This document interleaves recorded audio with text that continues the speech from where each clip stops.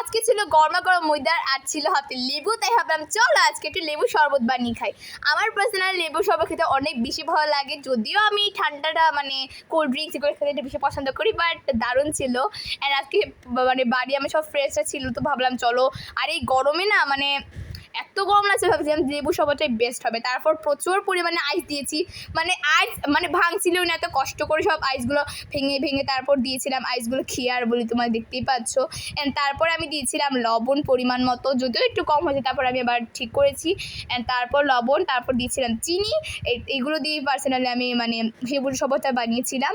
Even লেবু শরবতের আশা করি সবাই জানে, এটা নতুনই বা কি সবাই জানে, বাট আমার কাছে খুব বেশি ভালো লাগে এটাই, তাই ভাবলাম চলো শেয়ার করি। আর দেখতেই পাচ্ছ এখানের মধ্যে ভালো করে মিক্সটা করছি এগুলো, ঠিক আছে। আর দেখতেই পাচ্ছ এখানে মিক্স করা কমপ্লিট। অ্যান্ড এখানে আমরা কিছু বানাচ্ছি আর সেখানে কিছু অদ্ভুত ঘটনা করবে, এটা তো হতেই পারে না। দেখতেই পাচ্ছ পুরো চামচটা ছুটে গেছে, অনেক কষ্ট করে বের করেছি। আর এখানে কিন্তু আমার সব ফ্রেন্ডসরা ছিল, আমরা সবাই মিলে এখানের মধ্যে মানে খাচ্ছিলাম, মানে পান করছেন যেটাই বলে। আর এখানে দেখতেই পাচ্ছ কি সুন্দরভাবে মানে বরফ আরেকটু দিয়েছিলাম, কারণ হয়নি মানে ঠান্ডাটা হয়নি, তার জন্য একটু দিয়েছি।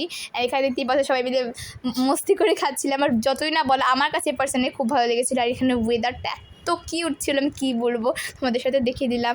আর এখানের মধ্যে সত্যি বলছি দারুণ হয়েছিল, পুরো মনটা পুরো ঠান্ডা হয়ে গেছিলো, প্রচুর পরিমাণে এমনি ছিল। তো দেখতেই পাচ্ছ। আর প্লিজ সাবস্ক্রাইব করতে বলো না। Bye bye.